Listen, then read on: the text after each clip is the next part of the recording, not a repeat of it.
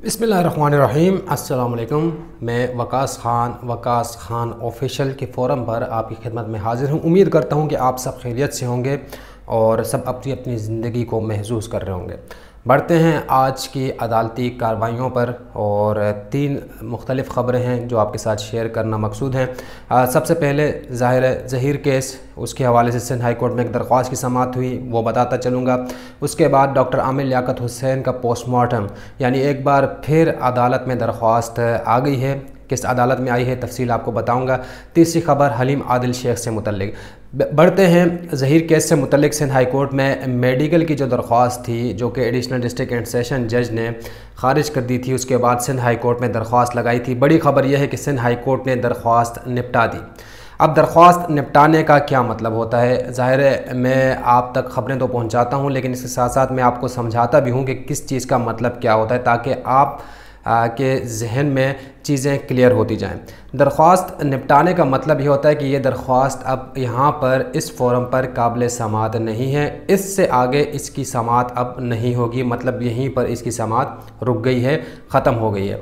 तो अदालत ने आज क्या कहा? अदालत ने इस हवाले से कहा कि ज़ाहिर है सेशन अदालत मौजूद है, वहाँ पर आप दरख्वास्त दायर कर सकते हैं। मुद्दई मुकदमा के वकील की जानिब से अदालत में बताया गया कि सेशन अदालत ने ये दरख्वास्त खारिज कर दी थी।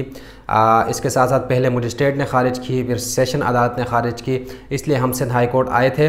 और अब चूँकि चालान पेश हो चुका है और मुख्तलिफ़ संगीन नोयत के दफ़ात से उसको पेश किया गया है, लिहाजा इस दरख्वास्त पर कोई ना कोई अहकामात सादर फरमाया जाता। हम अदालत ने दफ़ात जब अदालत को बताई गई तो अदालत ने कहा कि मुतल्लिका forum additional district and session जज जहाँ पर चालान भेज दिया गया है वही इस दरख्वास्त को सुनेगा। आप वहाँ पर जाएं, यह दरख्वास्त दायर करें और वहीं पर अदालत ने जो सेशन जज हैं एडिशनल डिस्ट्रिक्ट एंड सेशन जज, उनको अहकामात जारी किए कि इस दरख्वास्त पर ऑर्डर किया जाए। ताहम ये मामला अब जाएगा उसी अदालत में जहाँ पर पहले से बहुत सारी दरख्वास्तें मौजूद हैं। ज़मानत की दरख्वास्त ज़हीर और शबीर की, इसके साथ साथ मुलाकात की दरख्वास्त ज़हीर की जानिब से, साथ ही साथ अगर देखा जाए तो बयान कलम बंद करने से दरख्वास्त, और अब ये दरख्वास्त, ये तमाम दरख्वास्तें उसी अदालत में जाएंगी। लेकिन अब तक उस अदालत ने चालान पर फ़ैसला नहीं किया। उम्मीद करते हैं कि आइंदा समाअत पर हो सकता है कि चालान के हवाले से फ़ैसला आ जाए, बड़ा फ़ैसला आ जाए, या तो चालान मंजूर कर लिया जाएगा इन्हीं दफ़ात के तहत या चालान को सी क्लास कर दिया जाएगा। अब देखते हैं, वो तो अदालत का इख्तियार है, अदालत क्या फ़ैसला करती है। लेकिन आज की अपडेट ये थी कि सिंध हाई कोर्ट में मेडिकल के हवाले से जो दरख्वास्त लगाई गई थी वो निपटा दी अदालत ने, और अदालत ने मामला जो है वो सेशन अदालत का करार दिया और मुद्दई मुकदमा के वकील उनको अहकामात दिए हैं कि आप सेशन अदालत से रुजू करें। आगे बढ़ते हैं। डॉक्टर आमिर लियाकत हुसैन के पोस्टमार्टम के हवाले से एक बार फिर मामला अदालत पहुँच गया है। मजिस्ट्रेट ने पोस्टमार्टम कराने का हुक्म दिया था, उस ऑर्डर के ख़िलाफ़ जो अहल खाना है मरहूम डॉक्टर आमिर लियाकत हुसैन की बेटी, उन्होंने सेशन जज की अदालत से रुजू किया था, सेशन जज शर्की की अदालत से, और वहाँ से अदालत ने उस दरख्वास्त को खारिज कर दिया था, यानी पोस्टमार्टम कराने का हुक्म जो है वो मुअत्तल कर दिया था जो मजिस्ट्रेट साहब की जानिब से सादर फरमाया गया था। उस ऑर्डर को लेकर मुद्दई है, यानी जो दरख्वास्त गुजार हैं अब्दुल अहद साहब, उन्होंने सिंध हाई कोर्ट से रुजू किया और अदालत ने उनसे इस्तफसार किया कि बताएं आपका क्या ताल्लुक़ है, आपका ताल्लुक़ तो अहल खाना से नहीं है, आप क्यों दरख्वास्त दायर कर रहे हैं। तो अब्दुल अहद साहब की जानिब से वकील ने अदालत को बताया कि इस तरह बहुत सी दरख्वास्तों पर फ़ैसले मौजूद हैं सिंध हाई कोर्ट के, हम चाहते हैं कि पोस्टमार्टम हो। तहम दानिया शाह जो हैं तीसरी बेगम जो हैं डॉक्टर आमिर लियाकत हुसैन मरहूम की, उनकी वालदा अदालत में मौजूद थी और वो भी ये चाह रही कि पोस्टमार्टम हो। तहम इस अदालत पे अदालत ने नोटिस जारी कर दिए अहल खाना डॉक्टर आमिर लियाकत हुसैन को, इसके साथ साथ एडवोकेट जनरल सिंध को और दीगर जो फरीकैन हैं इस मुकदमे में, उनको नोटिस जारी कर दिए और इस हवाले से अदालत को मुतमईन करेंगे अब तमाम फरीकैन। अदालत ने ये मामलात रिमार्क्स दिए कि ये मामला मजिस्ट्रेट इस पर अहकामात जारी फरमा सकता है।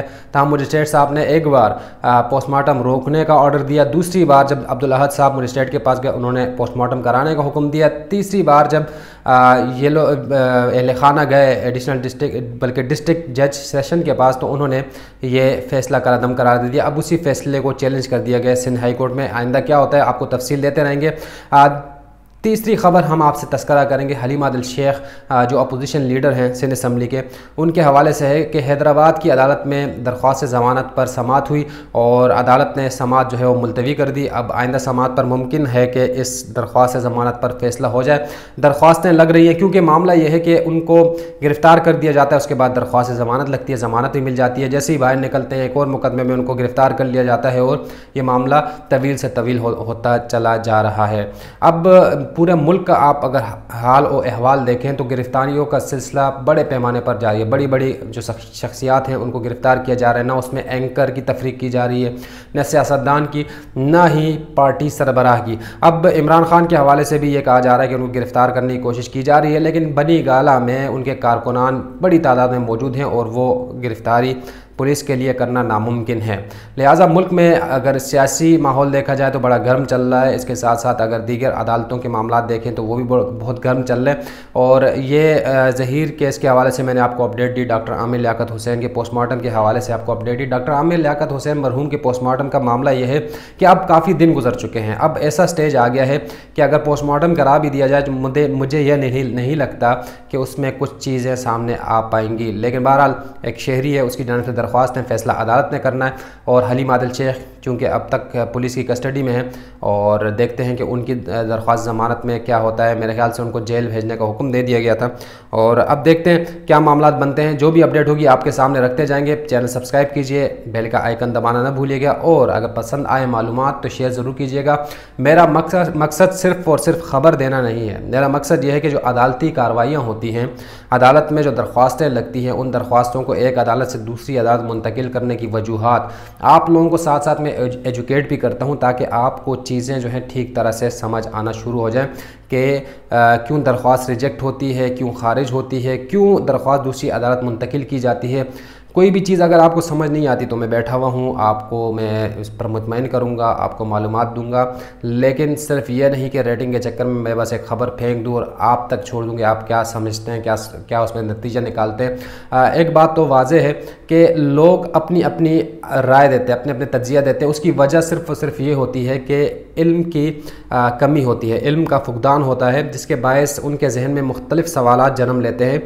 ہم بیٹھے ہوئے ہیں، ہمارا مقصد یہ ہے کہ صرف خبر نہیں دینا بلکہ اس حوالے سے جتنے معاملات ہیں اب تک جو معاملات ہوئے سمجھانے کی بھی کوشش کرتے ہیں کہ کیا وجہ تھی کہ یہ آرڈر ہوا، کیا وجہ تھی کہ یہ درخواست لگی، تمام تر وجوہات بھی آپ کے سامنے رکھتے ہیں۔ ہمارا کام انفارمیشن دینے کے ساتھ ساتھ ایجوکیٹ کرنا بھی ہے۔ اپنا بہت سارا خیال رکھیے گا، دعاؤں میں یاد رکھیے گا۔ اللہ حافظ۔